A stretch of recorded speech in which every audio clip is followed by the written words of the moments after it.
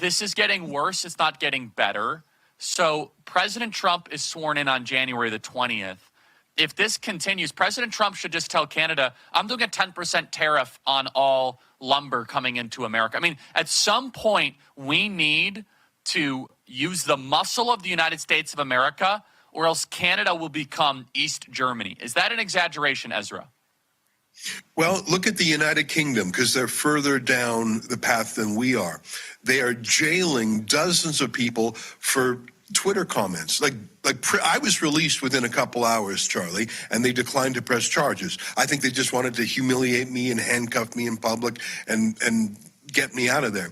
So the UK is far worse. Now, I'm pleased to say, perhaps not Donald Trump himself, but Elon Musk certainly, who is in a way a proxy for Trump, has just been smashing their censorship.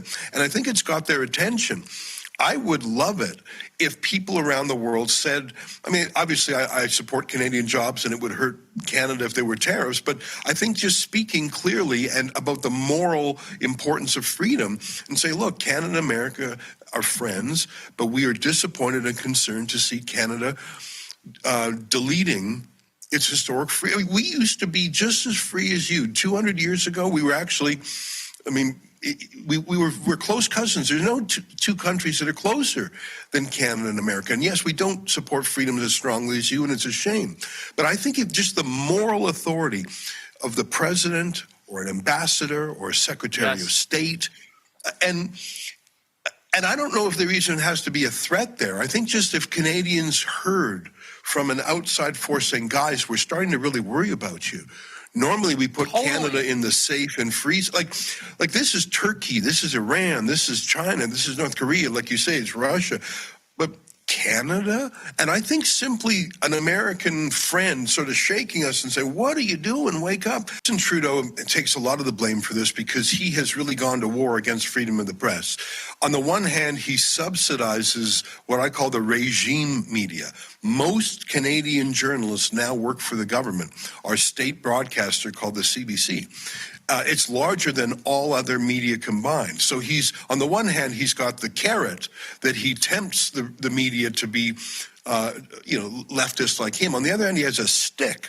He's bringing in a brutal censorship law that would actually include, I know this is sort of crazy to hear, life in prison for a standalone hate crime for hate speech. And it's just, he seeks to censor the internet because he's deeply unpopular. Like any tyrant, he wants to squelch opposition. But you can't put it all at Trudeau's feet. I think mass immigration has changed Canada's belief in freedom because now we've imported millions of people who come from countries where they don't value freedom of speech. And frankly, we've brought in a lot of people who are anti-Semitic, anti-Western, burn Canadian flags just like they burn American flags. And when you have millions of people brought in through mass immigration who actually hate the West, you know, the idea of censoring dissent I'm just worried about Canada's future. And that's why I say to Americans, seal your borders, shore up your constitutional freedoms, or you will become like us, or God forbid the UK. Now, you can always turn things around. Look at how close you guys came on November 5th. Like that was, you could have taken the wrong path there. So there's always hope. But in Canada, things are pretty bad, Charlie. They're dismal. Just from a morale standpoint, what did you think when President Trump was elected? Did it give you a little shot in the arm, a little bit extra hope? It did, because first of all, Canada is probably the one country in the world most affected by the U.S. Now, it gave me a worry too, Charlie, because I don't know if you thought about this.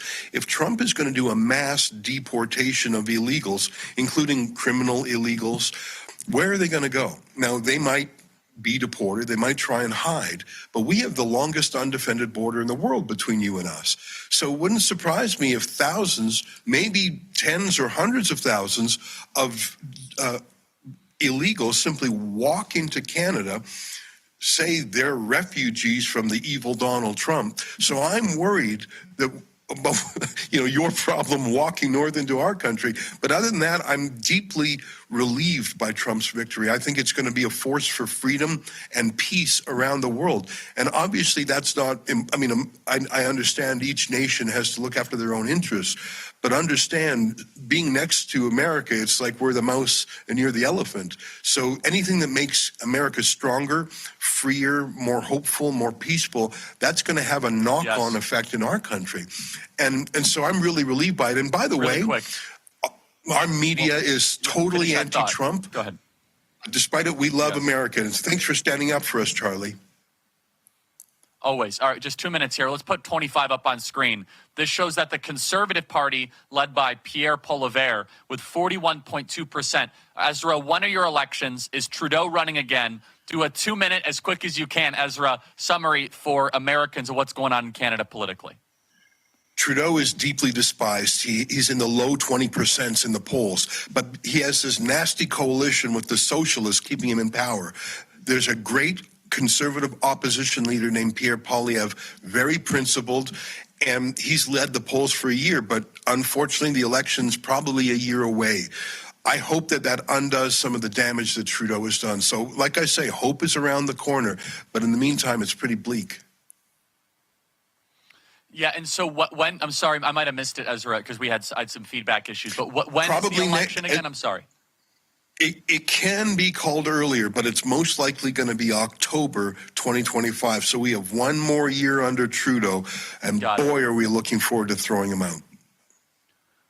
And is there any way he could form a government, do a thing like France did, where he could perform poorly, however, cut a deal with the radicals? Is that conceivable?